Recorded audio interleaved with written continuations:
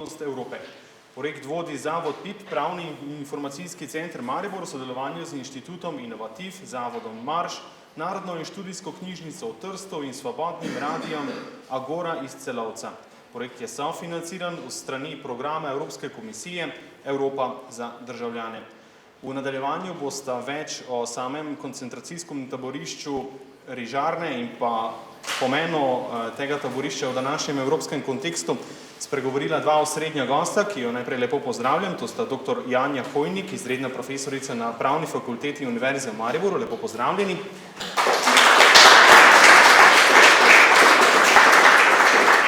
In gospod Milan Pahor, bivši ravnatelj Narodne in študijske knjižnice v Trstu. Lepo pozdravljeni.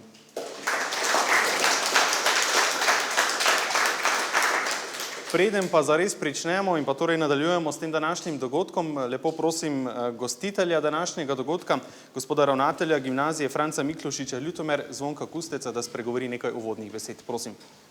Hvala lepa.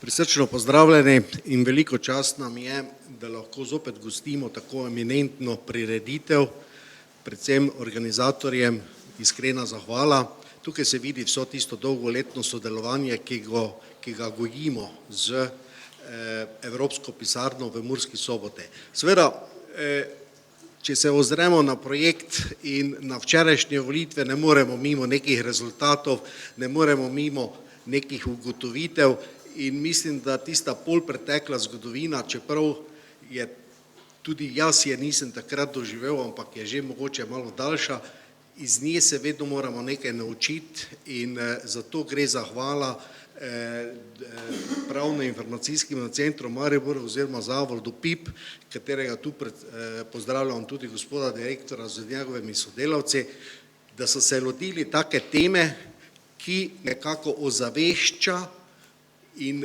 dela zadeve takšne, kot so bile v sedanjem stanju. Vse prevečkrat smo namreč priča spektakularnosti nekih dogodkov, ki jih poznamo žal samo preko nekih filmov in tako naprej. Vsa tista resnica, vsa tista strahota se pa nekako zgublja. In zato smo vam prav gotovo ne samo mi hvaležni, tudi do drug še, ker namreč to, kar sem si ogledal že sedaj, res je prijetno presenečenje, na kakšen način se dajo stvari predstaviti. Torej še enkrat dobrodošli pri nas in upam še na nadaljnje sodelovanje tudi tako pozitivno naprej kot do sedaj. Hvala lepa. Najlepša hvala, gospod ravnatelj. Kot smo že uvodoma povedali, kot projektni partner v projektu sodeluje tudi Inštitut Inovativ in kot projektni partner so izdelali 3D model rekonstrukcije taborišča. Nekaj tega ste videli že v ozadju med samo projekcijo, sedaj pa prosim predstavnika Inštituta Inovativ, da nam podrobneje predstavi to zadevo. Lepo pozdravljeni. Najprej bi se zahvalil gospodu ravnatelju za prekrasen sprejem, vsem osrednjim gostom na udeležbi na prireditvi. Zdaj bom tule samo malo tole zamenjal. Sama naloga Inštituta Inovativ je bila, da vam, mladim, prikažemo Koncentracijsko taborišče Ljubelj na vam zanimiv način. To je preko IT tehnologije. Za ta namen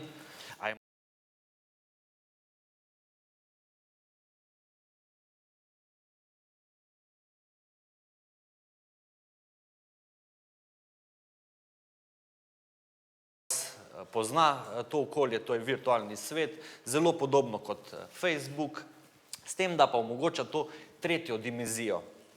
Zdaj, vsak človek, ki stoji za avatarjem, ga upravlja preko računalnika, možnost znotraj Second Life je komunikacija, prenos samih informacij. Zdaj, mi smo se tehnično osredotočili na sam muzej, tako da smo obiskali lokacijo, tu bi se gospodu Pahorju zahvalil za vso podporo. Celoten muzej smo izmerili, potem smo prišli domov, naredili samo rekonstrukcijo, to gre za modeliranje in pa fotografiranje. Zdaj, znotraj Second Life tega našega muzeja smo postavili razstavo, gre za 32 panojev. Vsak udeleženec, ko gre skozi naš muzej preko 32 slikovnih panojev, bi naj dobil osnovne informacije o taborišču Rižarna. Znotraj tega muzeja smo pa organizirali tudi virtualno konferenco, zelo podoben dogodek, kot ga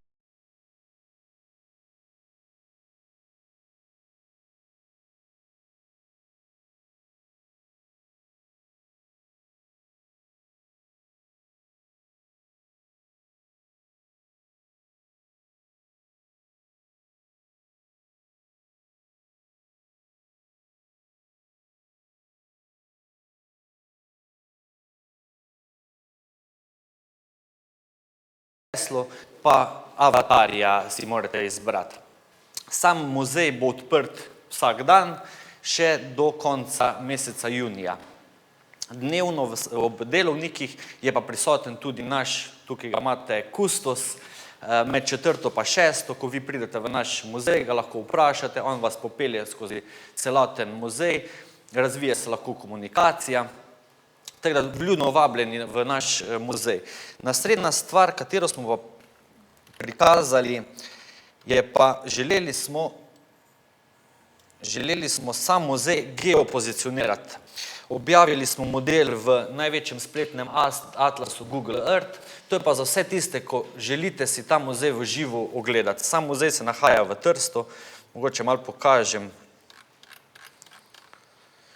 Možnost je ogleda zunanjosti, naredili smo pa tudi nadgradnjo vsega tega, to je pa virtualni sprehod znotraj objekta.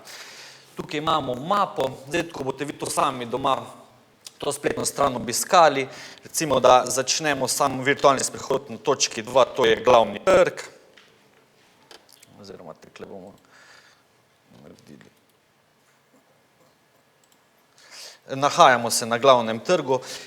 Zdaj sama kontrola te 360 fotografije je, da stisnete levi gumb in se normalno premikate znotraj svoje osi. V bistvu mi simuliramo obiskovalca na točno določeni točki. Preko puščic se sprehajate znotraj muzeja. Zdaj smo v sobi, kjer so zaporniške celice. Zdaj mogoče še nekaj tehnikalij. Uporabili smo 360 sferično mapiranje visoke ločljivosti, to je 10.000 krat 5.000 pikslov, kar pomeni, da obiskovalec lahko detaljno približa vsak model sobe.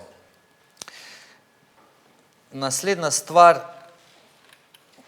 je pa, kar je bilo ključnega pomena pri celotnem projektu, je pa rekonstrukcija tega taborišča. Na sami lokaciji v Trstu se nahaja, jaz upam, da tole vidite, samo tale sprednji del stavbe, mali del od zadaj in pa tale mali objekt. Mi smo naredili celotno nadgradnjo zadnjega dela z krematorijem, z visokim dimnikom in pa tale sprednji del.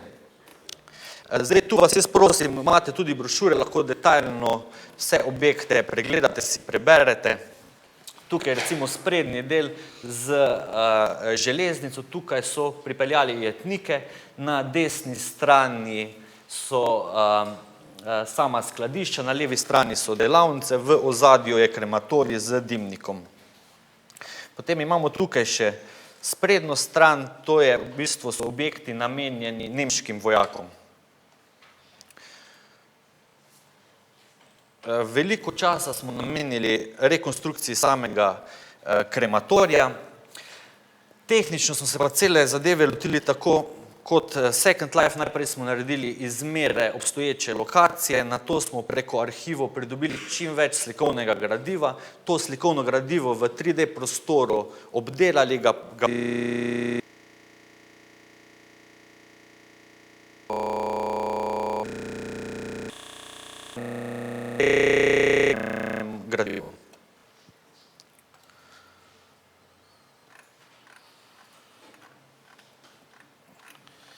Zdaj na koncu naše spletne strani je pa še 10 radijskih oddaj, kjer poslušalca popeljemo od začetka druge svetovne vojne preko taborišča Rižarna v sedanjo Evropo. Vsaka oddaja ima osnovno tekst, opis, vi pa recimo se lahko v miru doma date na slušalke in to poslušate. Potem tamle z moje leve strani imamo plakate. Nekatere plakate smo opremili z logotipom Lajer. To gre za aplikacijo, katero si iz Google Playa naložite na svoj pameten telefon, poskenirate sam plakat in dobite osnovne podatke o sami rižarni. Rekonstrukcija, povezava na YouTube, na Facebook. Mogoče tukaj vidite, je plakat samega krematorija. Želja naša je, da tale plakat postavimo v muzej v Trst, zraven krematorija, ker v muzeju je ohranjen samo en del tega krematorija, pa to se vidi samo v steni. Želja naša je, da obiskovalec, ko pride v muzej, poslika preko telefona in vidi, kako je ta krematorij izgledal. To je z moje strani vse. Vas pa vljudno vabim, da obiščete spletno stran in pa naš virtualni muzej. Hvala za pozornost.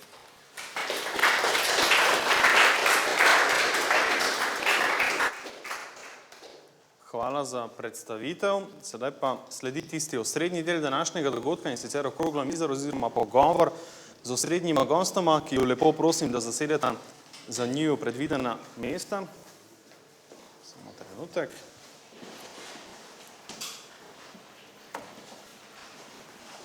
V tem pogovoru boste poleg seveda osrednjih gostov imeli glavno besedo tudi vi, spoštovani dijaki in pa dijakinje, ki ste se na današnji dogodek tudi temu primerno pripravljali, postavljali boste vprašanje, morda izrazili tudi kakšno svoje mnenje o celotni zadevi in pa predvsem o koncentracijskem taborišču Rižarna. Za začetek oziroma za uvod pa morda en kitajski pregovor, gospod Pahor ga je nekajkrat uporabil med svojimi javnimi nastopi in sicer ta kitajski pregovor pravi: kdor ne pozna zgodovine, je slep na eno oko, kdor zgodovino pozabi, je slep na obe očesi. Gospod Pahor, zakaj ne smemo pozabiti dogajanja v koncentracijskem taborišču Rižarna? Ja, ne samo v Rižarno, ne smemo pozabiti, ker je človek zgleda sposoben vsega, da ne bi radi, da bi se to ponavljalo, take grozote. Rižarna v Trstu je zdaj postala simbol antifašizma, simbol nasilja. Tam se odvijajo svečanosti dvakrat na leto. 25. april je to, kot je recimo podobno, kot je 27. april v Sloveniji, ne? Torej, tam se imenuje praznik osvoboditve, tukaj je dan upora, je isto. In na 1. november, seveda, ko se spominjamo mrtvih. In je to v Trstu ta osrednja svečanost. Ne bi o tem govoril, ampak samo podatek je ta, da to je čuteno in se tam normalno zbere 4000 do 5000 ljudi vsako leto, torej tudi letos, ko smo bili tam. Rižarna je nekje uspela združiti vse kot simbol odpora antifašizma. Že znotraj recimo te proslave je italijanski nagovor, je slovenski nagovor, govori tržaški škof, pove tudi molitev v slovenščini, je prisoten srpski pravoslavni pater, potem je protestantski, židovska skupnost nastopa, ima en tak 10-minutno molitev in govor, torej pomeni, da tam smo nekje združeni in to je opozorilo, ki gre v letu 2014, da se kaj takega ne bi smelo več ponoviti. Še ena misel, da ne bom predolg, nekaj boljše, da kratko odgovarjamo, mislim, če je okrogla miza, da ni pa predavanje. Rižarna je majhna, ampak je isti sistem, kot govorimo Auschwitz, Dachau, Birkenau, kaj drugega. Jaz se, ko govorim z ljudmi, rečem, to je obrtna delavnica, ono so bile tovarne smrti, to je obrtna delavnica, vedno smrti, vedno isti sistem, isto nasilje, isti sistem, kako potlačiti, uničiti nasprotnika. Tukaj seveda v Rižarni govorimo o 4000 do 5000 mrtvih, torej zažganih. In Rižarna je imela še eno drugo funkcijo, da je bila zbirno taborišče za transporte, zato, kako je gospod govoril, morda eden ni razumel, zakaj so bili tam železniški tiri. Ker je šlo pa 20 do 25 000 ljudi, to govorimo od septembra 1943 do pomladi 1945, v druga taborišča iz Rižarne. Torej, dvojni dvojni namen. Ne? To je rižarna. In zdaj na rižarni vsaj ni več problemov. To lahko rečemo. Doktor Hojnik, morda še za vas podobno vprašanje v nekem evropskem kontekstu. Zakaj takšnih prizorišč, takšnih taborišč, kot je bilo taborišče Rižarna, ne smemo v neki evropski zavesti pozabiti, po vašem mnenju? Zaradi tega, ker nam dajejo nauke za naprej. Ne. Vedno se Evropsko unijo kritizira, koliko slabosti ima. Običajno se jo vidi kot da polna slabosti, kot da ni prednosti. Ne. In v tem smislu, če se obrnemo nazaj v zgodovino, dobimo nauk, ne, kjer so prednosti in kje so dejanski dosežki Evropske unije. Ja. Bi še jaz dodal, samo dodam. Rižarna je bila prisotna tudi v Bruslu. Mi kot ustanova smo uspeli z evropski prav, torej vidimo, da evropska sredstva so, da jih je treba samo priti do določenih potrez, da jih prideš. Takrat smo mi prišli po politični poti, moram priznati, ampak smo prišli. Jaz dam kapo dol, ne glede, kdo je to, da je to naredil. In smo lahko v maju 2010 gostili razstavo o Rižarni, ki smo jo mi naredili. Narodna inštitucijska knjižnica ima eno najbogatejših arhivov, kar se tiče Rižarne. In smo to v angleškem jeziku, smo se odločili, da ni ne slovenščine, ne italijanščine, v angleščini z gibanko predstavili na 16 panojih v Evropskem parlamentu. Torej, zato pravim to, kar ste vi rekla, zdaj gre. Ampak ti dogodki so bili dejanski povod za ustanovitev organizacije Evropske unije. Ne? Evropa je rabila dejansko 2 svetovni vojni, da je prišla k pameti. Ne? Saj po prvi svetovni vojni so se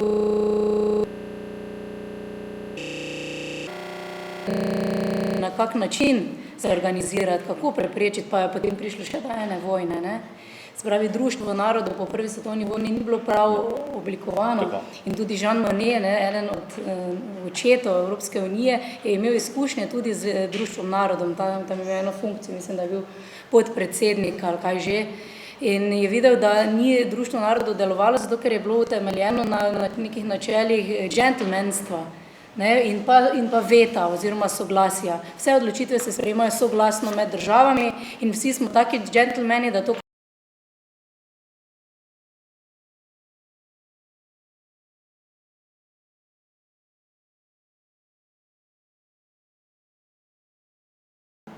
Zato so potem po drugi svetovni vojni, torej na osnovi idej Jeana Monneta zasnovali drugačno organizacijo, ki pa seveda ne more biti vsem povšeči, ker Evropska unija zmeraj bilancira med tem, kako naj bo učinkovita in kako naj bo priljubljena.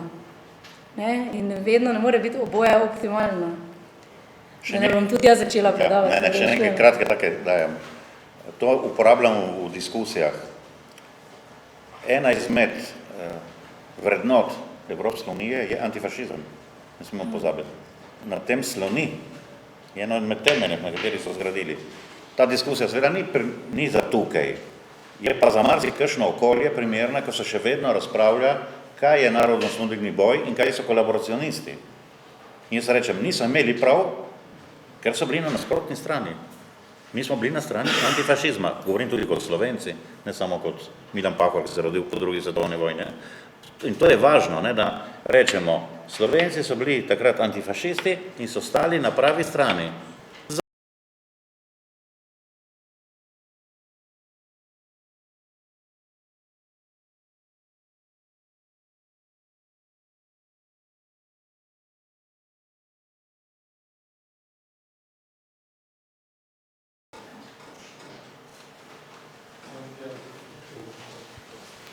Tako mikrofon, da nas bodo slišali tudi tisti, ki nas spremljajo preko interneta. Ja, jaz bi še samo odgovoril na to prvo vprašanje, zakaj ne smemo pozabiti dogajanja v koncentracijskih taboriščih. No, po drugi svetovni vojni so se tradicionalni sovražniki, Angleži oziroma Nemci in Francozi nekako združili, da bi preprečili še kakšno vojno, še kakšno klanje v prihodnosti. In na ta zveza teh dveh je potem nekako po evoluciji sledil nastanek Evropske unije. No, zdaj, na včerajšnjih volitvah pa smo videli, naprimer v Angliji so zmagali euroskeptiki, v Franciji fronta, skrajna desnica, podobno je bilo na Danskem in na Madžarskem. No, to nekako, ta vrednota povezovanja se v današnjem času izgublja in mislim, da se iz te preteklosti lahko vidimo, zakaj je to povezovanje pomembno, da se ne ponovijo takšne grozote. Hvala. Verjetno bi težko oporekali misli dijaki. Ja, mislim, da je zelo dobro izpeljal celo misel, nekaj reči, ne. Moram reči, da je dobro povedano, ne. Nimamo kaj dodajati. Bi pa lahko rekli, da je to napačen trend, ne? Ja.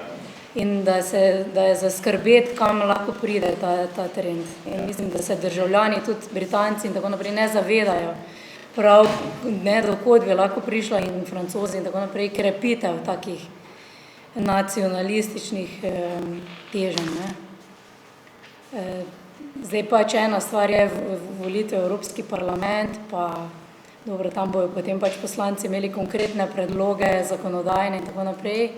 Drugo pa je tole podpiranje razpada Evropske unije in podobno, ne.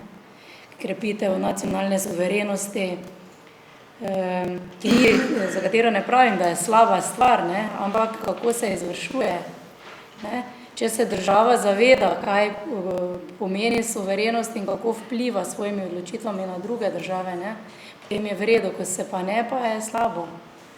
Ne, in v okviru te zadnje gospodarske krize se vidi, da pač države bi želele po eni strani dobiti denar od vseh mogočih virov, ne, da preprečijo bankrot in tako naprej, po drugi strani pa se ne bi odrekle suverenosti, bi pa še naprej smo davčno suvereni, sami se zadolžujemo, ne bo nam nihče govoril, ko pa zapoka, ne, pa ne bo za pokojnine, za zdravstvo, za šolstvo, potem pa kdo nad bo rešil, ne.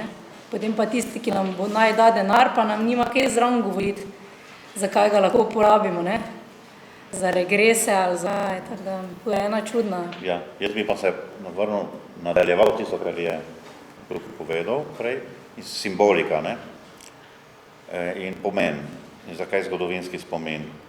Jaz se zdaj navežem čisto na svoje izkušnje kot Slovenca iz Italije.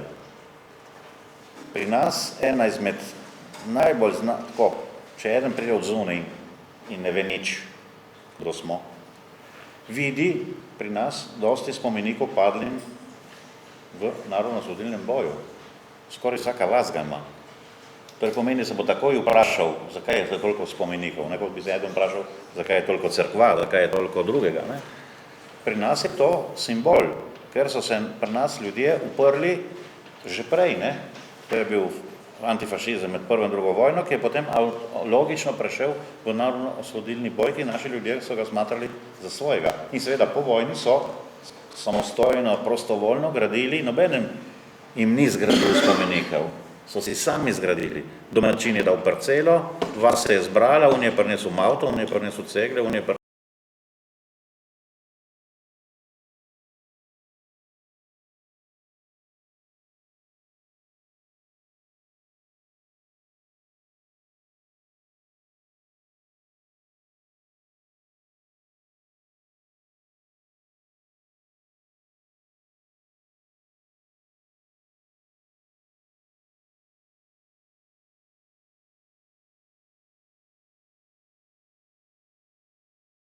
prej in po možnosti bo tudi potem. Ne? Tako, pa nadaljujemo, dijaki, in izvolite, kakšno vprašanje.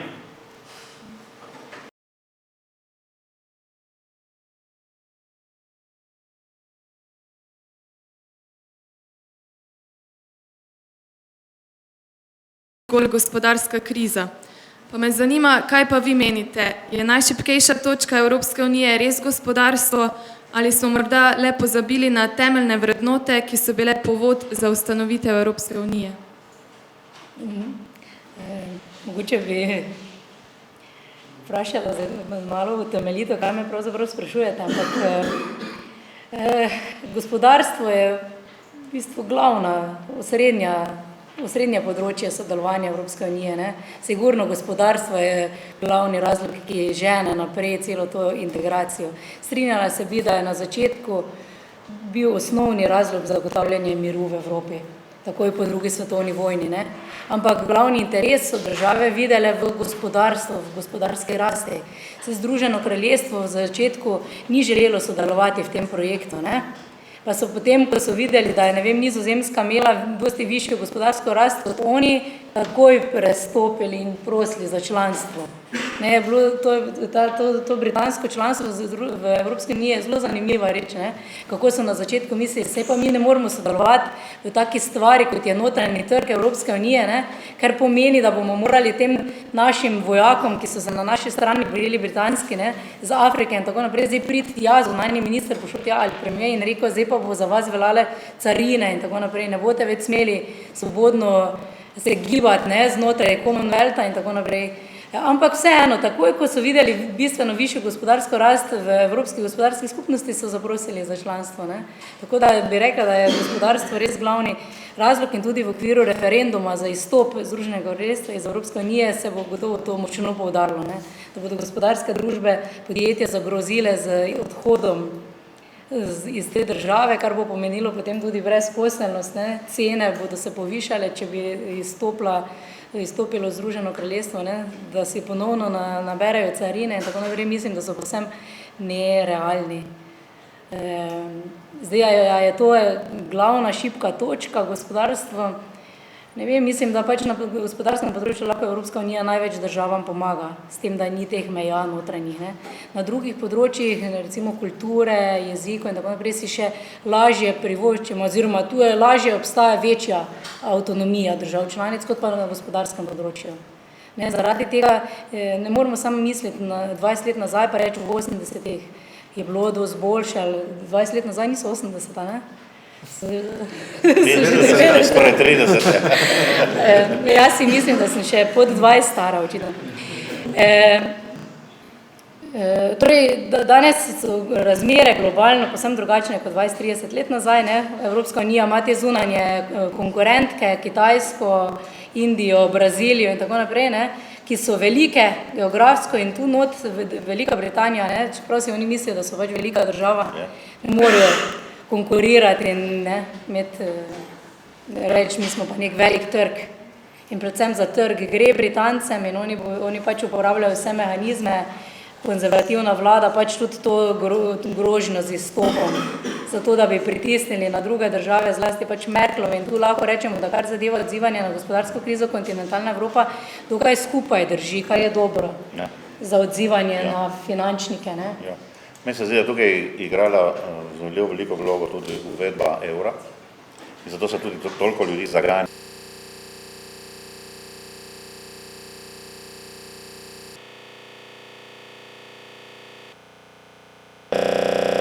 Se ima za evro zahvaliti, ker ne bi zdržala trenda, ker se vedno niha okoli tistih 3%, ne, famoznih. Če bi bili na liri, verjetno bi bili že na 4, ne.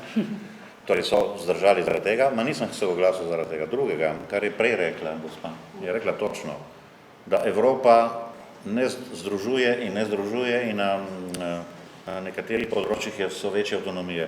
Je tukaj en velik absurd prisoten tudi, recimo, Evropa združuje, globalizira, ampak, ko bi lahko rekli, je vedno več tega krajevnega nacionalizma, torej nacionalizmi se niso zginili zato, ker smo šli v Evropo, nasprotno, so se okrepili v nekaterih državah in se vidi tudi, kako vodi Evropa manjšinske politike, tam Italiji ne kaže nič, če Italija sama se ne zmeni za nas.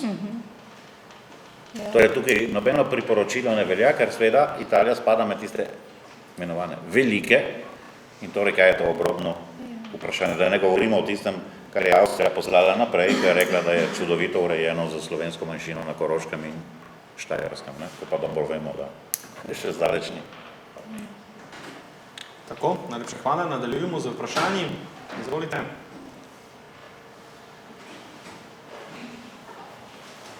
Torej, evropske države se zelo stežka odpovedujejo svoji suverenosti je realno, da bi v bližnji prihodnosti nastale Združene države Evrope, torej bi to bila neka povezava držav, ki bi v zelo veliki meri prenesle svojo suverenost na nadnacionalne institucije. Torej bomo priča o oblikovanju pravega evropskega demosa. Torej, kakšni so sedaj argumenti za in kakšni proti? Veste kaj, jaz bi kar rekla, da v bistvu Združene države Evrope že obstajajo, ne?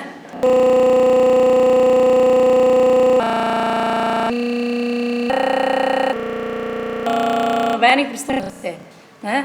Tudi na kulturnem področju, ne vem, vesoljskem področju, na turističnem področju, vse posod, ne? Sploh zdaj, zadnje leta od Lizbonske pogodbe ima Evropska unija skoraj na vseh področjih. Zdaj se gradi tudi fiskalna unija, ki je nuja za ohranitev tega evra, ne? Ker evro, tako kot je bil zgrajen v 90-ih letih, je bil zgrajen na pol. Države so želele skupno valuto, vedele so, kaj so prednosti, ne? Da lahko gremo v drugo državo, primerjamo cene, ne preračunavamo približno, ne, v šilinge, v tolarje in tako naprej. In kakšne so prednosti za podjetja, da vsakodnevno, ne, se te cene ne preračunavajo glede na tečaj in naprej se lahko načrtuje, ne, ko sklenete pogodbo, niste v tečajnem tveganju in tako naprej. Ampak je bilo narejeno na pol. Takrat je bil problem to, da so pa države ohranile toliko pristojnosti na tem področju proračuna, ne? Kako se zadolžuje in tako naprej. In zdaj Grčija, ki se je šla zadolževati neomejeno, ki je šla tudi podkupovati ameriške bančnike zato, da so prikrili, komu so dajali posojila, ne? Je s tem spravila v slabši položaj tudi ostale države, ne?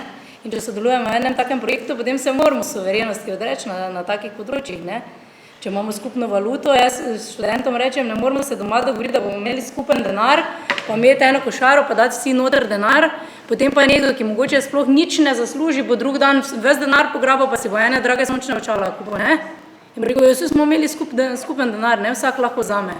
Ne morete, ne? Se moramo tudi dogovoriti, kako bomo ta denar potrošili, ne? In prej smo se pred dogodkom smo se pogovarjali, gospod Pahor tudi izpostavil, kako narašča ta doba upokojevanja, ne?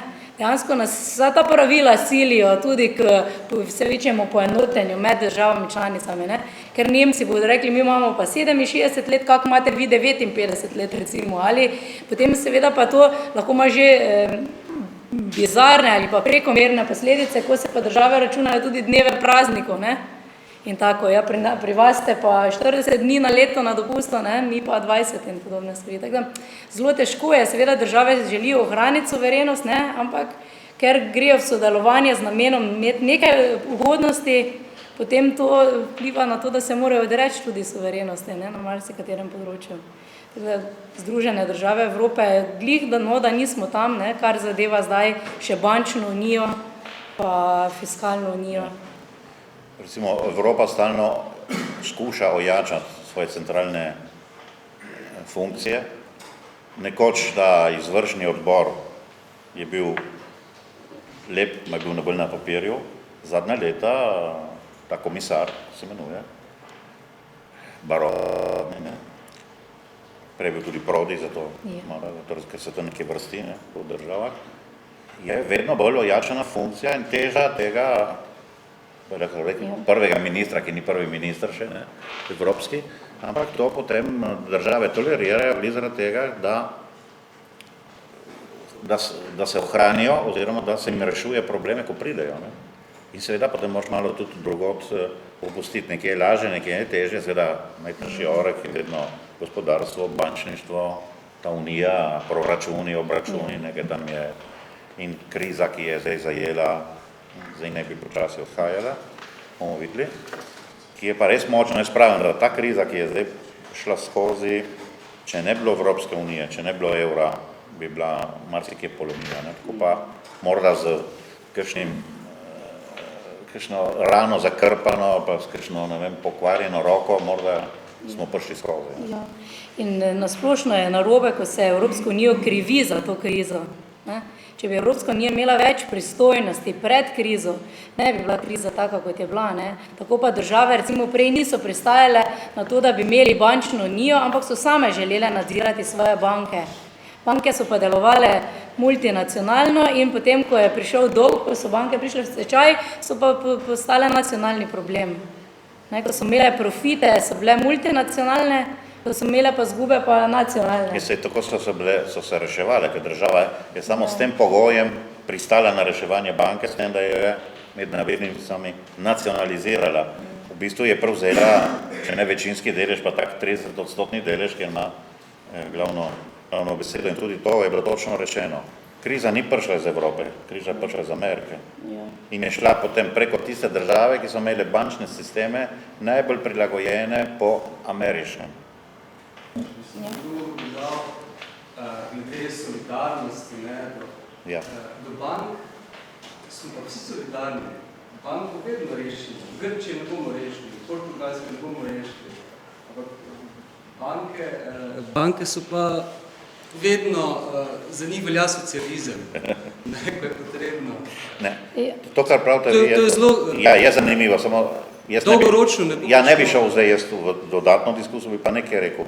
Vsaka država pa rabi svojo nacionalno banko. Ne moramo si za zdaj, mislim trenutno, saj ne vidim, da bi, ne vem, ena bruselska banka bila ta glavna banka v Sloveniji, torej ena banka v Sloveniji mora biti, druge potem pa ni treba reševati, če so same zašle v tisto. Ampak meni se zdi, da država, če rabi denar, mora iti preko banke, v kateri ima svojo besedo tudi, ne pa da potem obvisi od drugih zunanjih partnerjev. To je pač moje mnenje. Situacija v Sloveniji je bila problematična, ker pač politika je izkoristila to za čisto osebne razloge, možnost vplivanja na banke. Potem pa je reševanje bilo na davkoplačevalcih. In če bi pred krizo lahko že Evropska centralna banka nadzirala recimo poslovne odločitve v NLB, v Novi KBM in tako naprej, bi mogoče bila situacija drugačna. Ne bi bilo takih telefonskih klicev in neodobrenih milijonskih kreditov in podobnega, ko bi mogli utemeljiti, kako da ste pa temu in temu dali kredit brez ustreznih jamstv in tako. Pa si lahko morda zdaj, glede na to, kar smo že povedali v dosedanjem poteku okrogle mize, sploh predstavljamo Evropsko unijo oziroma Evropo brez Evropske unije. Kakšne bi bile pravzaprav, po vašem mnenju, posledice morebitnega razpada Evropske unije? Jaz ne bi niti razpravljal o razpadu, jaz bi rekel, Evropska unija je, ne gre naprej, zdaj je v krizi, recimo je bil višek, je bil 2004, ko je kar naenkrat 15 držav vstopilo in se je v bistvu unija podvojila, z 25 na 40. In mislim, da ni druge. Jaz ne bi razpravljal, da ali ne. Mislim, da zame je odgovor samo, da je treba iti naprej. Ne glede, če imamo malo radi, zelo radi ali nič radi, mi se zdi, da je en organizem, ki trenutno Evropo potrebuje to. Drugače bi, po moje, bilo dosti slabše. Zelo so populistične izjave primerjati potem samostojne, suverene države s Švico. Vedno reč, gremo ven iz EU, pa bomo tako kot Švica. Zdaj že vidimo, kakšni pritiski globalno nastajajo na Švico. Če ste spremljali kaj zadnji teden, ko se je ugotovilo, da so švicarske banke imele, da so prikrivale denar ameriških davkoplačevalcev, da so namerno šli, na golf turnirje in razne dogodke, kjer so bogati Američani in so jim rekli, dajte k nam milijone, pa bomo prikrili in da davčne oblasti v Ameriki ne bodo nikoli vedele. Tako da zdaj bi lahko rekli, da tudi švicarske finančne institucije, ki so steber, saj ni švicarski sir, pa ne vem, od tega ni Švica, torej vedno bolj dobiva slab imič, na račun, mislim, na kak način so oni tako močni, tako da bolj realna alternativa, recimo Slovenije, ki izstopi iz Evropske unije, je Moldavija, Mi na pravni fakulteti v Mariboru imamo določene povezave z fakultetami v Moldaviji, v Ukrajini in tako naprej, in tu je bolj realna primerjava. Greš recimo na letu v Moldavijo, pelje, ne vem, stevardesa, tisti voziček, kaj imate, tiste krekerje in to, in ko se ona nazaj obrne, kar ljudje pograbijo tisto, in se ona nazaj obrne in več skoraj nič na pladnju nima, Če letite odkoderkoli v Slovenijo, se to ne dogaja, bo nišče šel, dobro, gospa, en mi pripada, hvala, ne bo nišče šel v krast ali pa, Tako da razmere so res težke, v teh državah.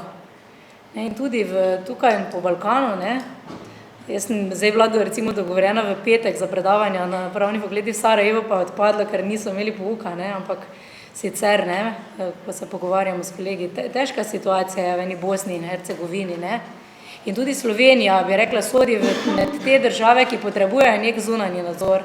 Meni se zdi, da je zunanji nadzor dober, ne. Ko zakonodajalec odpove, ne, na splošno politika, da ima zunanji nadzor, ne. Številna podjetja delujejo kar tak, ne, po domače, nekaj evropski denar dobijo, sami vidite tudi z medijev, ne, dobijo nekaj evropski denar, pa je čist napačno porabljen, ne. Torej nismo nekako Slovenci morda dovolj zreli, da bi bili 100% sami svoji gospodarji. Mislim, da smo. Ampak nek nadzor je Slovenski narod je čuden narod, jaz sem sicer za majstor, sem že partikularen, drugačen, ne? Bastard, ampak mislim, da ima toliko genov v sebi dobrih, mimo, pustimo, kakšnih drugih še, ne? Ampak mi se zdi, da je ta pozitivna plat v Slovencih je še vedno.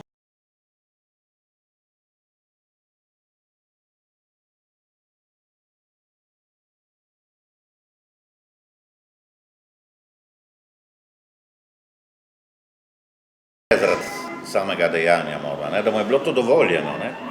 Ampak mislim, da ima slovenski narod v sebi toliko genov pozitivnih, je šel skozi toliko preizkušenj in nekje pozitivna pot je le prišla, ne. Zdaj je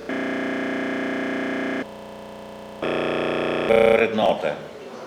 To nima denarja, to ni denar, ne, torej zgodovina nima denarja, tisti kip nima denarja, tisti simbol nima denarja, ampak če smo malo bolj človeški, in da nismo potrošniški in da ne vidimo samo v svoje življenje samo v tem, da bo imel eno lepo hišo, morda celo grad, pa 5 avtov, pa ne vem koliko, pa še ne vem kaj, pa hišo v Švici, pa morda še kakšen šale, ki je drugje, pa ne vem, kakšno barko na Malti in tako naprej, ne. Ampak da skozi življenje moraš dati, ja, da ti mora družba dati tisto osnovo, kar je važno, delo. Torej, brez dela in delovnih mest ne pridemo nikamor, to je osnova, ne, to je, tam se začne kriza, ne, ne. Če nekdo ve, ne bo dobil ta pravo delo, ma ve, da bo dobil, ima en izhod. Če ne izhod je kriminal, droga, ne vemo kako naprej, ne. In da so ene vrednote, da se pomaga človeku, da če si, da ti je všeč delati nekje prostovoljno, si tam in da je to cenjeno, da nisi štraca, zato ker si tam dežuraš, ne vem, kakšno nedeljo in kaj delaš, ne. Da si družbeno povezan, da rad poješ ali da rad šport uganjaš, ne. To so vse pozitivne vrednote, ki te ne bojo potem zapeljale nekam drugam. In to mora biti v smeri potem tudi izobraževanje. Tukaj niti ne govorimo, da šola je tudi ena izmed teh stebrov, ne, ki nekaj obvarujejo, nekaj dajo, potem seveda, če si ti toliko pameten, se boš tega držal, če te kakšen okuži, boš to zavrgel. Meni se zdi, da te vrednote pri Slovencih so. Kljub temu, da slovenski narod je enak drugemu narodu, ne. Ima lepe, dobre ljudi, nobelovce, ima tudi kriminalce, ne, torej zločince, ne, tukaj. Se ni treba delati, da smo lepi, ker nismo, ne. Ampak mi se zdi, da to je spada, ne, da so vsi, ne. Ampak prevladuje ta, po mojem.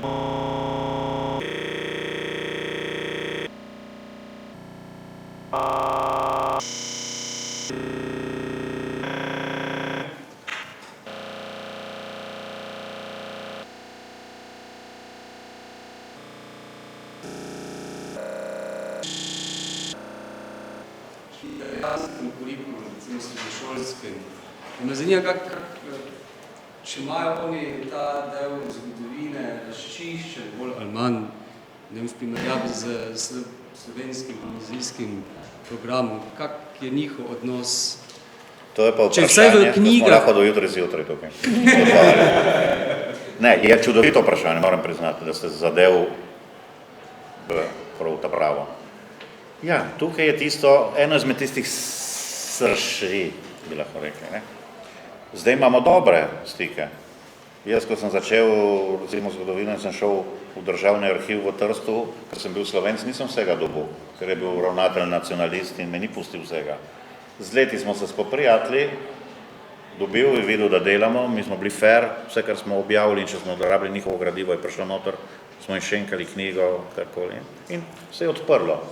Isto je tako tudi s drugimi zgodovinarji. Čeprav jaz se sprašujem tudi, kaj sem jaz. sem slovenski zgodovinar v Italiji, torej ali sem italijanski zgodovinar slovenskega rodu, sem slovenski zgodovinar z italijanskim državljanstvom, sem sprejet v Sloveniji, sem sprejet v Italiji, ko pride nam simpozij, kaj sem, če so slovenski moji kolegi iz Slovenije, italijanski kolegi iz Trsta ali pa iz Rima. Torej, imamo eno svojo specifiko vlogo. Smo lahko povezovalni element, smo eno in drugo, ne? Čeprav narodno smo Slovenci, ne? Seveda. Zdaj, kako to sprejemajo?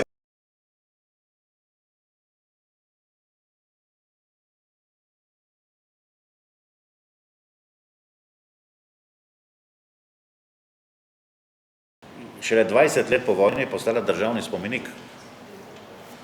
Aprila leta 1965.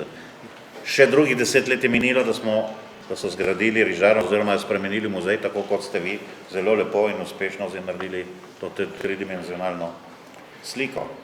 Zdaj se tam dobivamo in zdaj je to kraj spomina, sožitja, opomina. Kjer se takoj skregamo, je osvoboditev Trsta.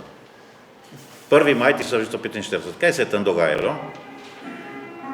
Evo, tam smo pa tudi z italijanskimi levičarskim usmerjenjem, komunistično lahko rečemo, se skregamo lahko. Tam imamo zelo malo sotovarišev, kolegov, ne vem, lahko rabimo vse izraze, če rabimo tovariša, kaj še ne bom mislil, da mislimo na ene, enkrat tovariši so bili kolegi v šolskem sistemu, recimo, ne? So se imenovali, ne? Recimo, ko so 10. februar proglasili v Italiji za državni praznik, ki ni praznik, je praznik, kot so v Sloveniji, recimo 16. september pa drugi, ne, ki ni dela prost dan, ampak je praznik. Ne. So dobro vedeli, kaj delajo.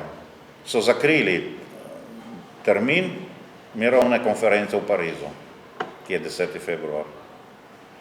In so razen 50 poslancev, najbolj ekstremne levice, zelenih, pa še kakšnih takih, ki glasujejo proti, zato ker glasujejo vedno proti, je ves italijanski parlament glasoval za ta praznik, ki je praznik Exodusa in Foip. Mi smo rekli, to bo problem, ker nobeden ne bo sprejel, da je bilo še drugo zraven. In seveda, to se proglaša to. Tisti dan je, kdo ima večji naboj, da lahko ustreli proti.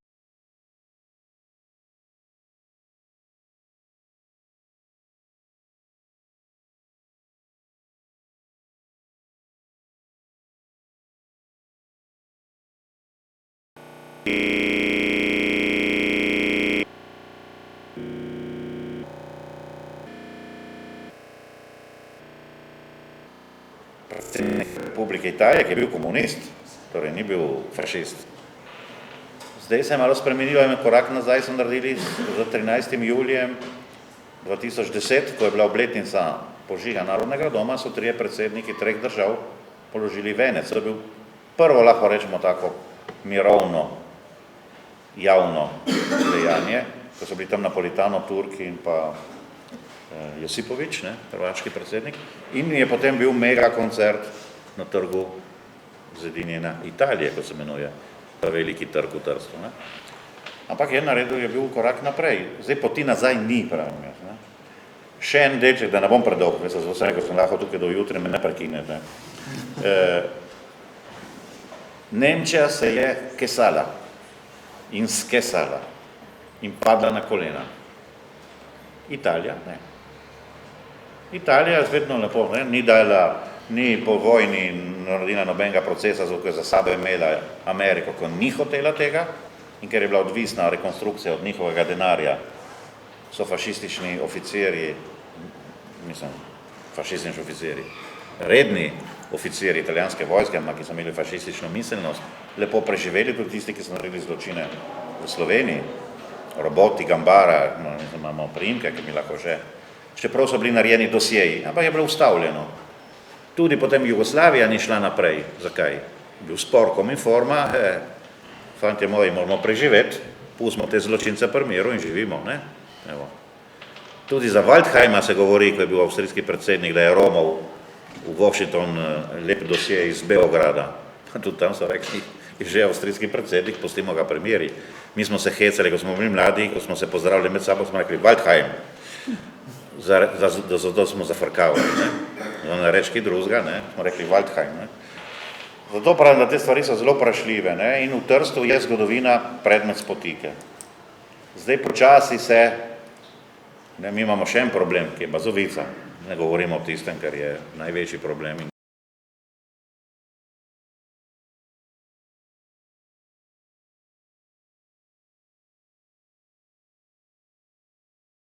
Tržaški župan Kozolini, smo imeli predsednika slovenske vlade, to pomeni, počasi obkolujemo zadevo, da potem enkrat bomo imeli tudi predsednika ali nekoga drugega, ki bo položil tudi venec in ne bi bilo narejeno eno tako spravno dejanje, zato ker v Bazovici, in končam, res obljubim, je bil narejen, tukaj je razlika, zločin države nad svojimi državljani.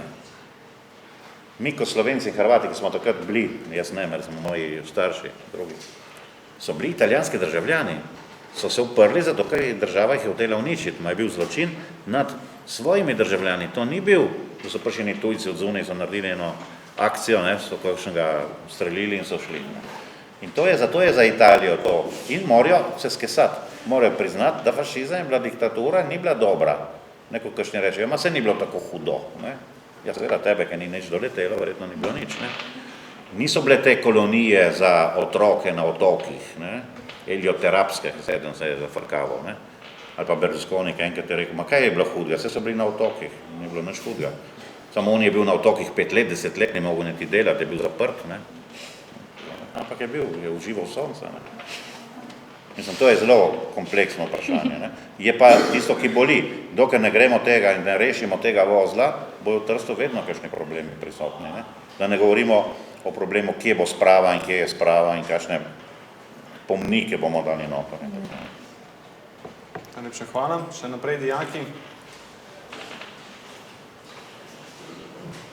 Če pa ne, pa morda vprašanje tudi na podlagi tega, kar ste povedali, torej o spravi, o dojemanju preteklih dogodkov, o tem, kako jih pravzaprav označujemo kot pomembne, to verjetno tudi vpliva na neko spoštovanje miru. Se pravi, današnja generacija morda zaradi nepoznavanja preteklih dogodkov morda premalo spoštuje mir. Morda se tudi zaradi tega kažejo ti pojavi na včerajšnjih volitvah na vsezadnje, kjer so po nekaterih državah tako skrajno leve kot skrajno desne stranke zmagale. Je to spoštovanje miru težava v današnji generaciji? Ne vem, če je težava sprejemanja bolj kot mi, ko smo na teh pomnikih, recimo, da je spominska svečanost nekje, vedno ne govorimo, se spominjamo tragičnega dogodka, ma se vedno poudarjamo, da smo na kraju spomina, miru in sožitja. To je vedno sporočilo, ki gre z najbolj krvavega dogodka pri nas, vedno to se govori. Italijan reče konvivenca, ne, torej sožitje. Torej, in to se poudarja. In zato je pri nas važno, kako eden tudi iz Slovenije, enkrat me je nahrulil, zakaj v Bazovici govorijo po italijansko, eden, in sem rekel, kaj ne maramo, da tisti italijanski demokrat je zraven. Kako je biti zraven?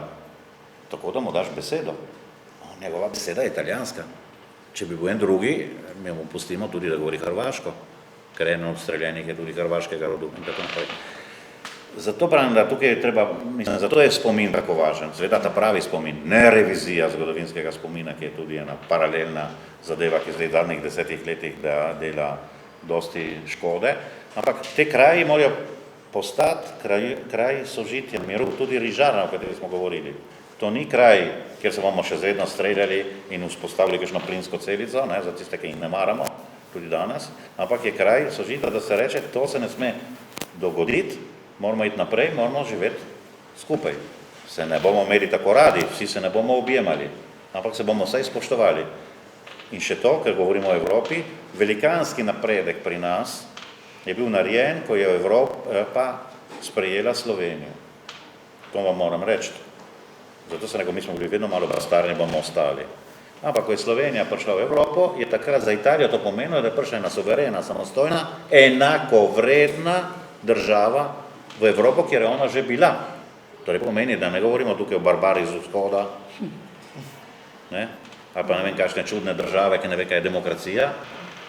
Ker kaj se je dogajalo? Jaz poznam cel kup ljudi, ki ni šlo čez mejo, ni šlo v Slovenijo, sem rekel, pet si jo pogledati. se te ne bojo ustrelili, ne. Jaz se spomnim leta nazaj, ko smo rekli, gremo v Dalmacijo, gremo v Sarajevo. V Madona, tam krožijo vsi z noži. Ne? To so tisti stereotipi. In sem rekel, kakšen nož? Jaz sem bil ne vem kolikrat v Sarajevo, nisem videl enega noža, niti samo kupet bi ga lahko šel, sem rekel, ne.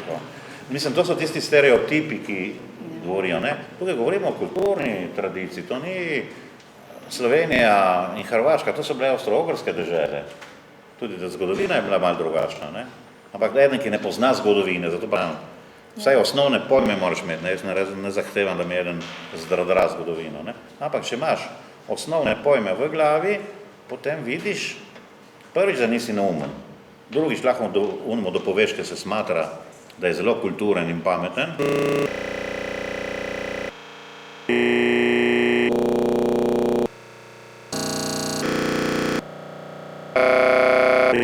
Vse, ampak sem bolj zabit kot ti, priznam se nekaj. Bodi pa bolj kulturen, ma Simona. To je italijanski izraz, tržaški izraz, eden prav. Ti ga odpišeš, rečeš ti Simona.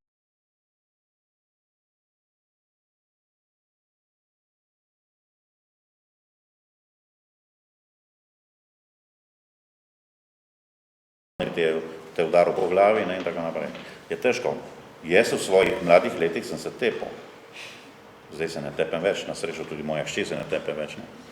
Ampak to se vidi, kako se spreminjajo stvari. Jaz sem to opazoval, sem tudi spraševal svojo hči, ko je hodila še na gimnazijo, ki se premikajo s avtobusi, ne, seveda. Mi nimamo dosti gimnazij, imamo vse in vse so nekje skupaj. Torej moraš narediti pol mesta zapreti tja. In sem rekel, kako vas obravnavajo? Noč, in sem videl jih tudi, so suvereno, govorijo po slovensko, mirno, in če kakšen tam, kakšna stara ženica, ki je verjetno prišla z Istre, ki ima kaj zagrenjenega za sabo, se tudi ona ima lahko utemeljene, da se razumemo, ne, so je lahko zapodili ven iz svojega rojstnega kraja in je kaj rekla, beži tja, ne govoriti. In oni reče, mi smo Tržačani. Ti govori po italijansko, govorim po slovensko. Torej, to se je zdaj zginilo, no, ne, da te kakšen lahko na hrulu na avtobusih. A prej je bilo to, ne? Prej je to bilo, si moral biti oklep, da si prišel se živ skozi avtobus in tisto, ne? Zato smo se tudi družili, bili povezani, zato ker je to nam je koristilo to, ne? To je bila tudi malo obramba. Zdaj je to normalno, ne? Govoriti slovensko v Trstu postaja normalno, zato tudi obiski, gimnazij, takih projekti, vse koristi, da tudi če greš čez cesto, spit kavo in rečeš dober dan,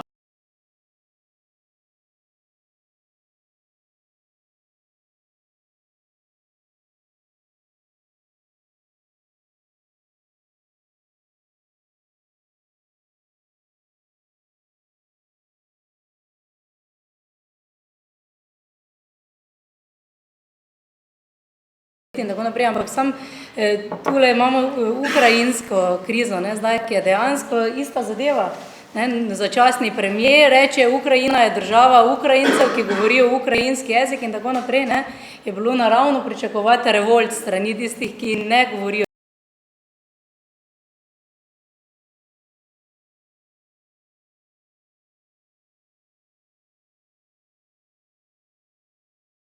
Poročanje o Ukrajini je zelo nevarno. Ja.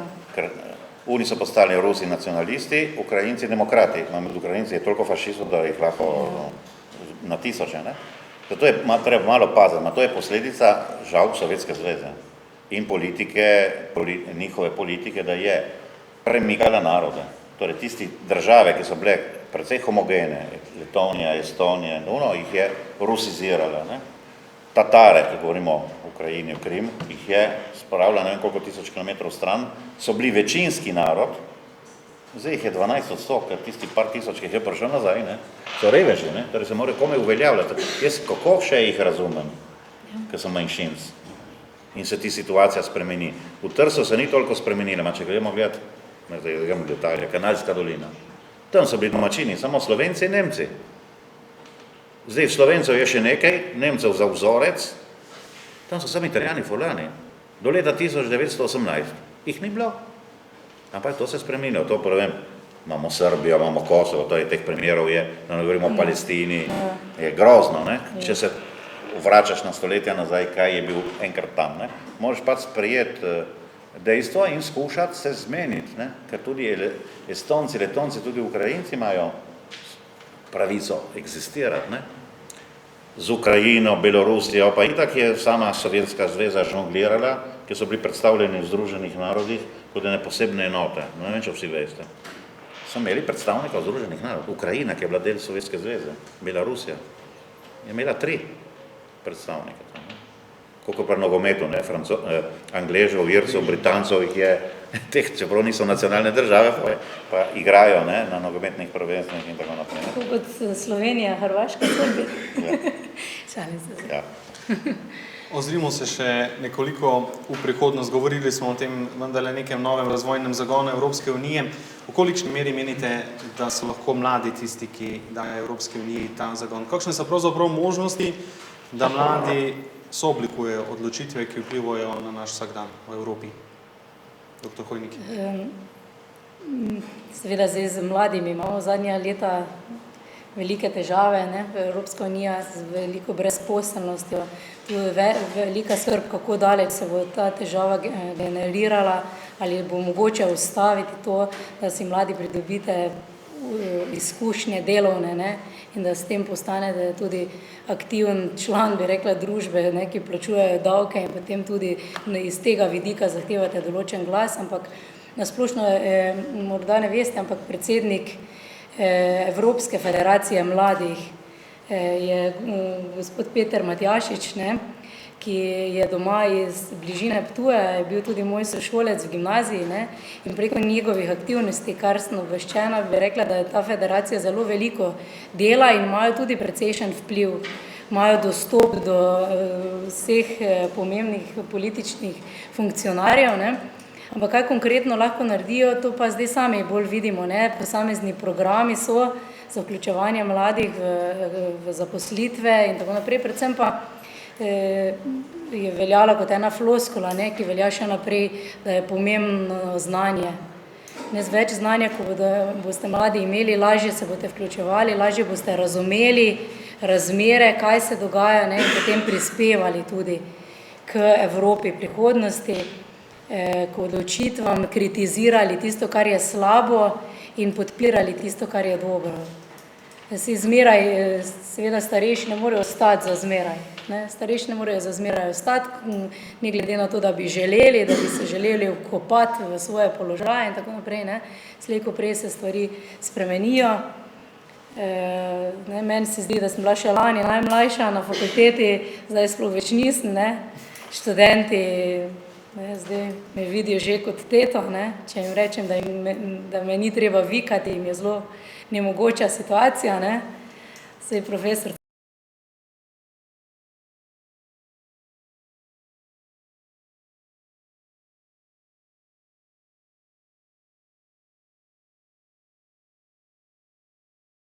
Še gospodu Pahorju dala malo besede. Ne, vi kar povejte, in problema.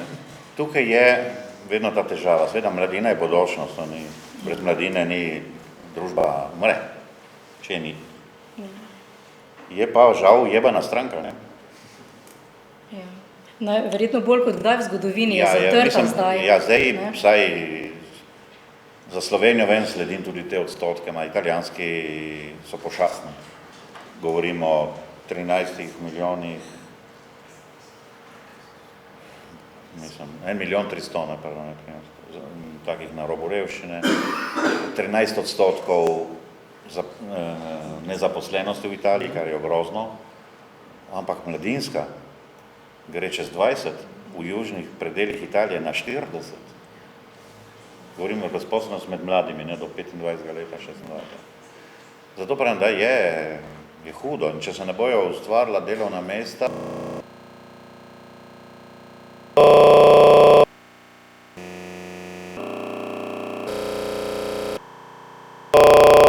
nikako starostni norost, ne? Torej, nekje treba najti en miks, ne? Da tudi kakšen star je še vedno pameten in da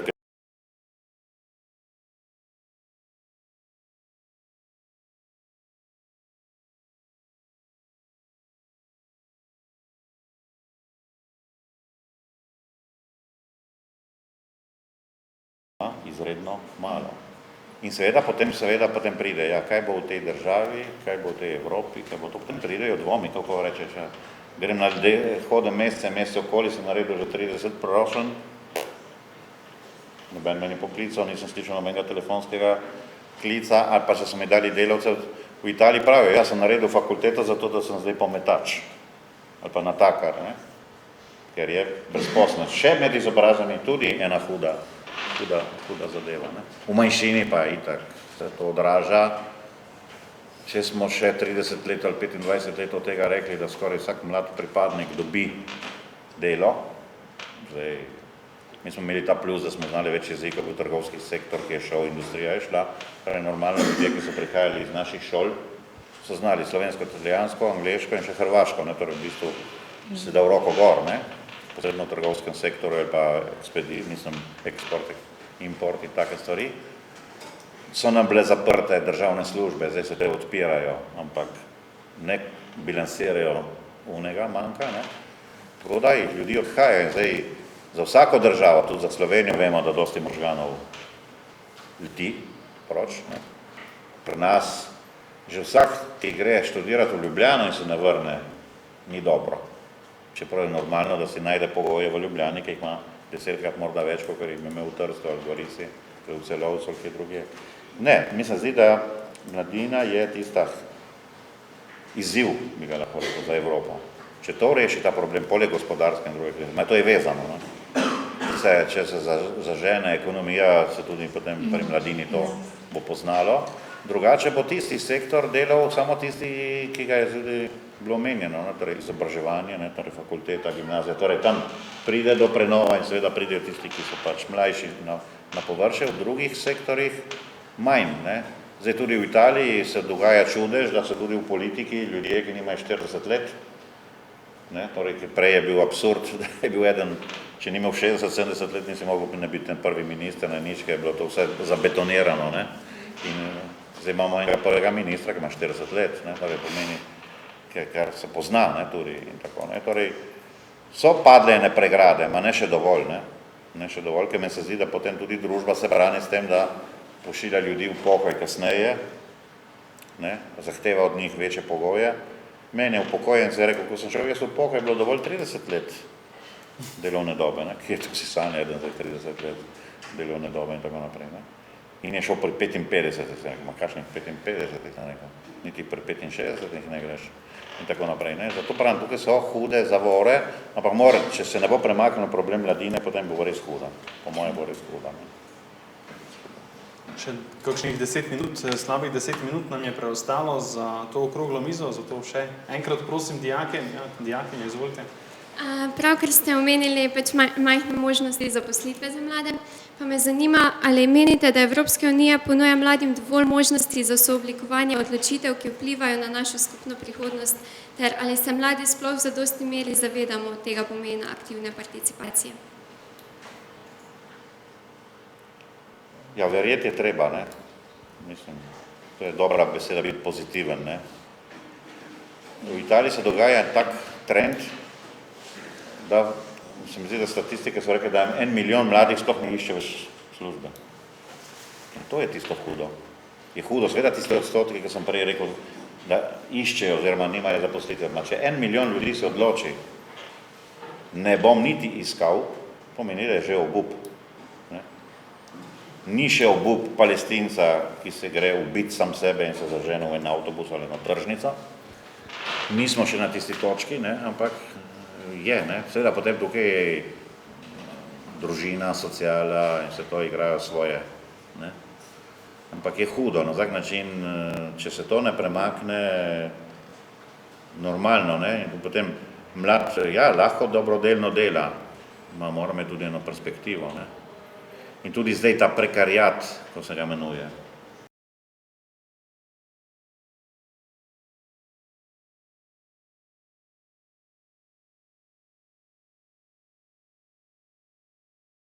V bistvu za nedoločen čas. Zdaj je vedno tega, da že če dobiš stalno službo, je za določen čas in to, kar enkrat je bilo slabo, postaja dobro. Ker zakaj? Ker je prekariat tako hud, da ti sprejmeš nekaj, kar ne bi nikoli sprejel, ampak sprejmeš tudi za 3 mesece, za 6 mesecev, za 9 mesecev, pa bomo videli, bo prekinitev, bo spet bo. Še slabše vam govorim, v Italiji so celo primeri, da en posameznik se niti ne več poteguje za eno delovno mesto. So plačani lahko v 2, 3, da naredijo tisto delo. Torej pomeni, da niti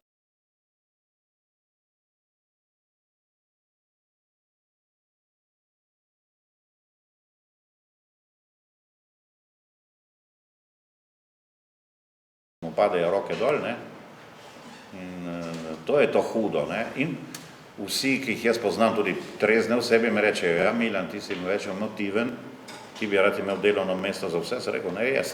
Oni si želijo, jaz ga že imam, sem rekel, ampak da je to trend, v katerega gre družba, to je tisto hudo, ne? Torej, da stalne službe bojo samo v določenih sektorjih, potem bojo terminske, ki bo tudi dobro, in največ bo tega prekarijata, ne?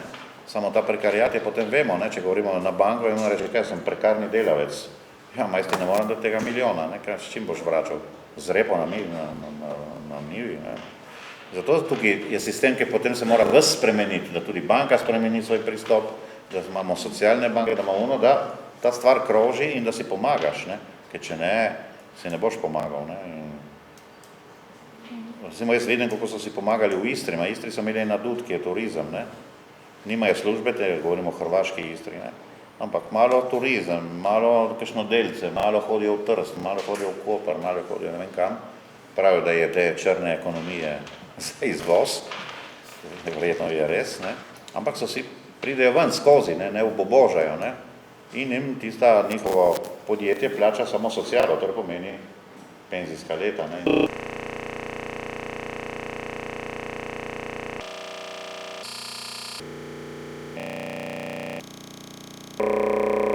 Oni ste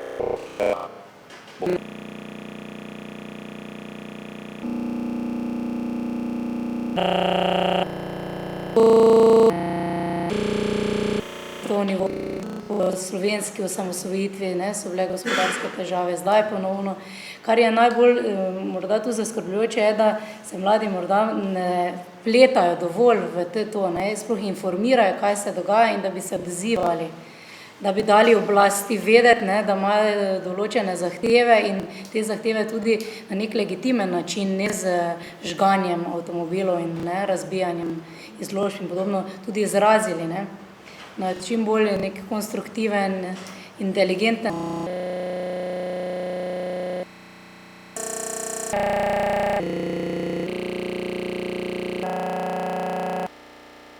Upamo pa, da so optimisti, ne, da zdaj vseeno gospodarska rast, da se povrne nazaj, da s tem se odprejo tudi delovna mesta, ne, hkrati pa seveda si vsa Evropa, bi rekli, tu in svet konkurirajo in mora tudi slovenska oblast tu ustrezno vlogo odigrati, ne, da določena podjetja obdrži.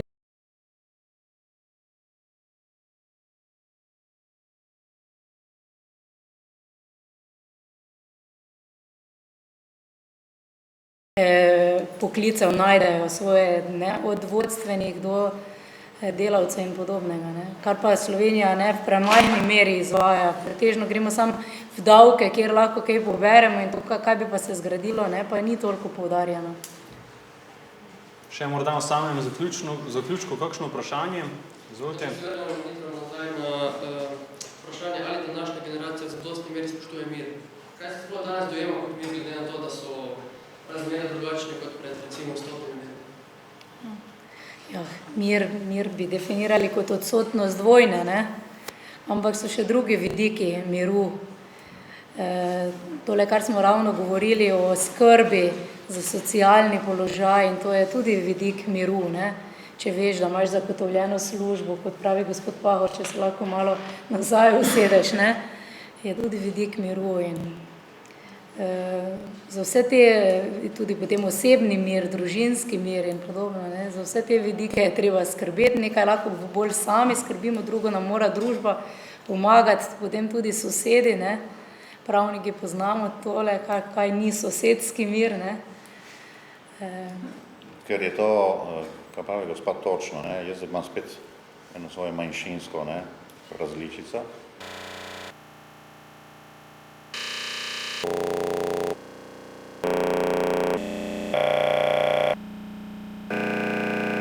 normalno, na srečo postaje normalno, da če sliši slovensko ali hrvaško ali drugo, da je normalno.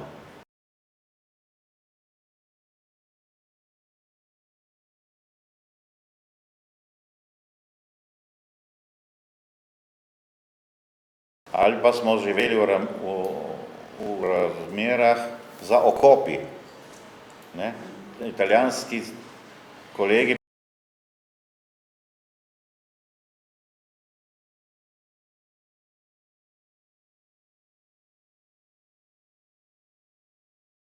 mehanizem, ki je nekje, seveda je bila tudi zaprtost, je bila dvojna zaprtost, zato ker mi smo nekje želeli ohraniti nekaj in si seveda naredil okop malo. Ne? Drugo je bilo to, da italijanski kolegama niti, če se dal na 4, se ni nikoli navadil nobeno slovensko. In to je tudi, kako da ne znajo. Sem rekel, vse so. Italijanska manjšina v Kopru, ne veš, če je Italijan, ti govori tako lepo slovensko in italijansko, da ga ne ločiš. Kot ne ločiš mene, če bi govoril italijansko in ne veš, da sem Slovenc. Torej pomeni, da se da narediti, da naučiti. Da to za slovenščino v Trstu bo, oziroma za sožitjem pomeni v Trstu, bomo res naredili mir in sožitje, ko bo prišla slovenščina kot uradni jezik v vse šole. Takrat mislim, da res se bo začel tisti razkroj. Ker bo tudi tisti, ki se bo naučil slovensko, rekel, ima se eksistira tudi en slovenski pesnik, ne bom bral prevoda, bom bral original. In če bo prišel v mesto, ga hočem tudi videti. In bo šel tja, ker se mu zdelo normalno. Ne? Dokler tega prekopa ne naredimo, bo težko. Ne? Seveda, stvari se kažejo, da ni več nasprotovanja. Ne? Torej, v bistvu ti greš lahko kamorkoli, tudi s partnerji, se zmeniš za marsikajšne projekte. Mi smo pred leti, recimo, kako se stvari spreminjajo. Lahko to povem še. Že, ker sem se spomnil, ko sem gledal gospoda ravnatelja in ste gostili Borisa Pahorja. Ob njegovi 90-letnici, 11 let nazaj, smo naredili razstavo, smo se zmenili z mestno knjižnico italijansko, da naredimo razstavo vseh njegovih del in vseh njegovih prevodov. Čudovito, ko lepi smo, dobri smo, naredimo. Smo že prljali tako naprej in to mestna knjižnica italijanska in mi. Morajo narediti, ker imamo mi knjige več kot oni, zato v tem primeru, torej so bili vezani na nas. Tudi ideja bila dobra. Kje se je zalomilo? Ko je tržaška občina morala narediti vabila, ker je bila nositelj, ker je mestna knjižnica spadala pod občino. Ni bilo prostora za slovenščino. In oni odbornik za kulturo, meni je rekel, je bil en idiot, tudi če je bil odbornik za kulturo, tega ni razumel. Je rekel, ja sej, gospod Pahor, pisatelj, bo lahko kaj spregovoril v svojem jeziku, ko bomo odprli razstavo.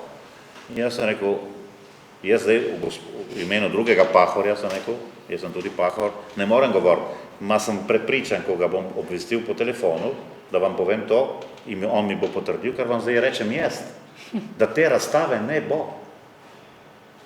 In nismo naredili razstave, smo se umaknili. S privoljenjem tudi Pahorja seveda, normalno, to sem vedel, da bo rekel. Skoro smo naredili en mesec kasneje s trgovinsko zbornico. Nam je dala borzno palačo na razpolago, da smo naredili to razstavo. Zato, ker je gospodarstvo v tem primeru bolj razumelo kulturo in sožitje, kaj pomeni promovira tudi na tako kulturno. Danes bi naredili, ker je levo-sredinska uprava, tista je bila desno-sredinska uprava. Verjetno s Kozolinijem bi naredili, če bi mu rekli, to je pač priimek sedanjega župana, da bi to naredili. Vidite, kje se stvari tudi ustavljajo pri, rečeš, kaj se ni sporen. Ampak za določene je bila sporna slovenščina. In on je vedno, Boris Pahor vedno pravi, ja, jaz sem slovenski pisatelj, jaz sem tudi tržaški pisatelj. Tudi moje mesto mora biti ponosno name, ne samo Slovenci.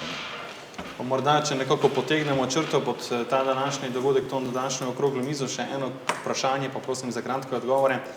Kakšno naj bo na podlagi vsega tega povedanega pravzaprav Evropska unija, recimo leta 2030?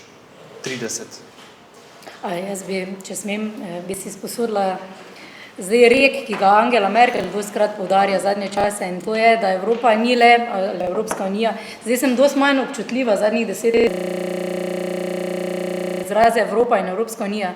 Spomnim se, ko sem študirala v Londonu in mi še nismo bili v Evropski uniji, da sem zelo bila alergična na profesorico, ki je to enačila, in je izpadlo, kot da mi iz Slovenije nismo v Evropi, ker je ona, ne pa pravo Evropske unije predavala. Ampak no, Angela Merkel pravi, da Evropska unija ni samo stvar razuma, ampak je predvsem stvar srca. Ne? S tem je želela prepričati nemške poslance k temu, da odobrijo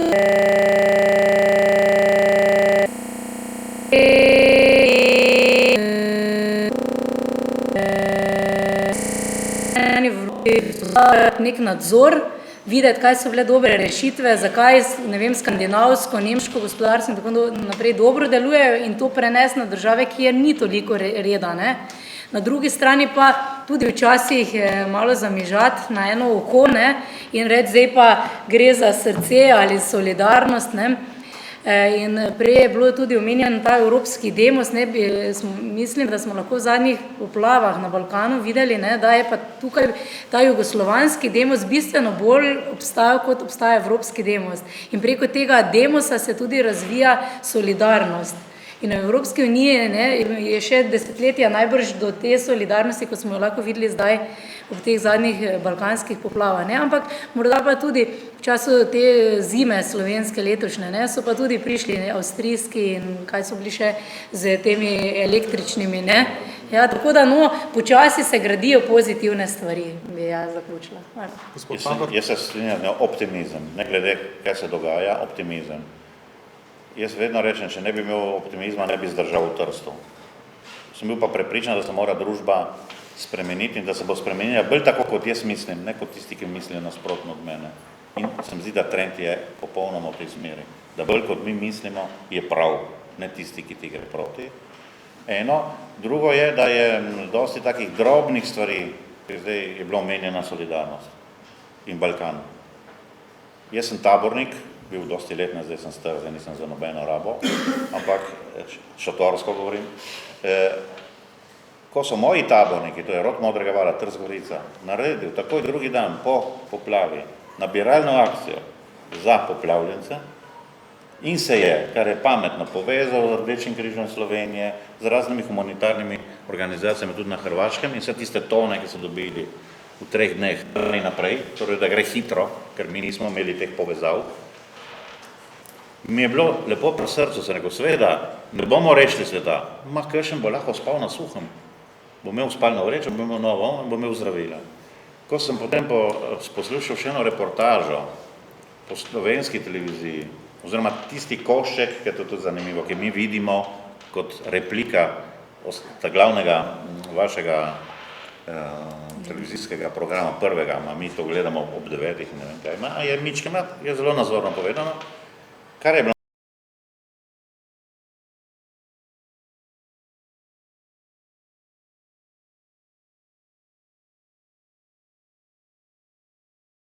so prišli s 3 pumpami, s kombijem, z 2 dostavnimi avti in so rešili električno centralo, ker so znali, kaj je treba narediti. Ni bilo treba priti 300, je bilo treba biti ta pravi ljudje s pametno glavo in s ta pravimi stroji. In je bil župan tega mesta, ki je rekel, da te naši Slovenci so nas rešili, ker bi vse poplavljene, ne bi imeli ne elektrike, bi bilo še hujše, se vemo, ne? Imaš vodo, da nimaš niti elektrike in tisto. Evo, to so tisti primeri in ta verjetno te niso prišli po nalogu države. Te so se zmeni, je poznal kakšnega dol, on je šel in so šli, ne? In so rešili. In kolikor sem bil zadovoljen, ko je civilna zaščita dežele Furlanije Julijske krajine rekla, je šla že dol iz Vidnica, iz nas, ker moramo pa reči, v Furlaniji Julijski krajini je zelo dobro organizirana civilna zaščita. To je ena redkih stvari, ki res dobro funkcionira. Da jih gre 70 dol in še 50 jih bo prišlo z Veneta. Torej pomeni v 2-3 dneh 120 ljudi opremljenih, ne, torej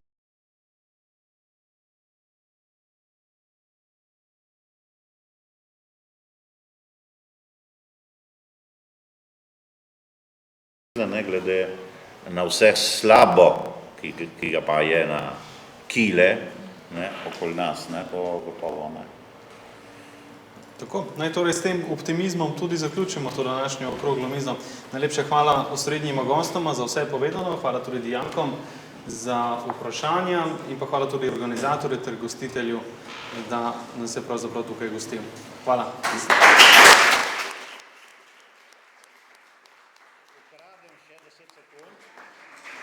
Tukaj je najstarejša, istočasno še najboljša knjiga o tržaški rižarni. bi jo pustil za šolsko knjižnico, ker je tudi v slovenščini. Vam ne vem, če sem jo takrat bil toliko pameten, sem jo dal. Vam jo dam še enkrat, dajte kakšnemu drugemu. Ne, to je tudi to, sem vprašal, iz teh knjig je stara 40 let, jih ni več. Sem vprašal združenje, to je ANED, Asociazione Nazionale Ex Deportati, torej italijansko nacionalno združenje bivših deportirancev, ki zelo dobro funkcionira v tej smeri. Tržaško sekcijo vodi profesorica Dunja Nanut, mi je takoj dala to. Bi se potem pa izprosil, ker sem obljubil, da ji prinesem en DVD, da bodo tam imeli to na razpolago. Hvala lepa. Bom dal pa kar vam. Mi smo vam nekaj pripravili. Lansko leto je bilo leto obletnic, 50-letnica gimnazije, 200-letnica rojstva dr. Franca Mikušiča. No in seveda od vseh teh obeležij je ostalo kar nekaj gradiva in to vam bo naša predsednica naša skupnosti predala.